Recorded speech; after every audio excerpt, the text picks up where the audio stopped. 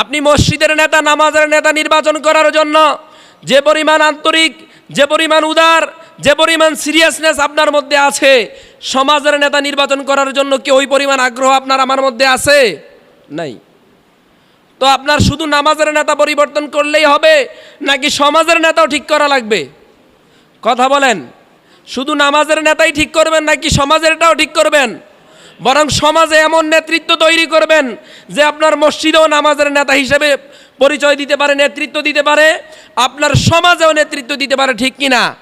কিন্তু আমরা যারা নিজেদেরকে ইমানদার বলে দাবি করি, সময়ের পরিবর্তনে আমাদের মধ্যে যেই অন্যায়, আমাদের মধ্যে যে বাজে আচরণটা দৃশ্যমান, সেটা হচ্ছে আমরা মসজিদে একরকম কথা বলি, মসজিদে আসার পরে সালাত কায়েম করি, মসজিদে আসার পরে আল্লাহ তাআলার কোরআনের কথা বলি, মসজিদ থেকে বের হওয়ার পরে আমরা আমাদের গতানুগতিক আইন, আমাদের গতানুগতিক বিধান, আমাদের গতানুগতিক চিন্তা বাস্তবায়নের জন্য চেষ্টা করি, বলি না আউযুবিল্লাহ। তাহলে কি আপনি নিজেকে ইমানদার বলে প্রমাণ করতে পেরেছেন?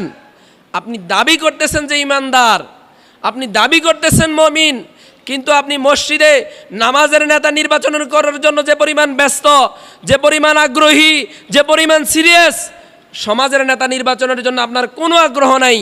আপনি সুদখোর, ঘুষখোর, আপনি অন্যায় অত্যাচারের সাথে লিপ্ত, যে জুলুম নির্যাতনের সাথে লিপ্ত, আপনি খারাপ বাজে একটা লোককে নেতৃত্ব তুলে দিচ্ছেন, ঠিক কিনা? তো আপনি কি নিজেকে ইমানদার বলে দাবি করতে পারেন? কোনো ইমানদার কখনোই কোনো বাজে লোককে, কোনো খারাপ লোককে, কোনো জালেমের হাতে নেতৃত্ব দিতে পারে না। তো আপনি তো নিজেকে ইমানদার বলে দাবি করতেছেন, তো আপনার আমলে তো ইমানের ছিটা ফোটাও নাই, বলি না আউযুবিল্লাহ। আমরা মসজিদে আসলে, যখন মসজিদে আসি, আসার পরে আমরা বলি যে ভাই ফাহিশা কথা বলা যাবে না। কেন মসজিদ? কথা বলেন, এটা কি মসজিদ? ফাহিশা কথা বলা যাবে না। আমার আপনার কাছে প্রশ্ন, মসজিদের বাইরে কি বলা যাবে? ফাহিশা কথা কি মসজিদের বাইরে বলা যাবে? তো মসজিদের বাইরে তো আমরা বলি। কোরআন কি শুধু মসজিদ ভিত্তিক? কোরআন কি শুধু মসজিদের জন্য এসেছে, না গোটা মুসলিম উম্মাহ, গোটা পৃথিবীকে পরিবর্তন করার জন্য এসেছে? বলেন, গোটা পৃথিবীকে পরিবর্তন করার জন্য আসে নাই?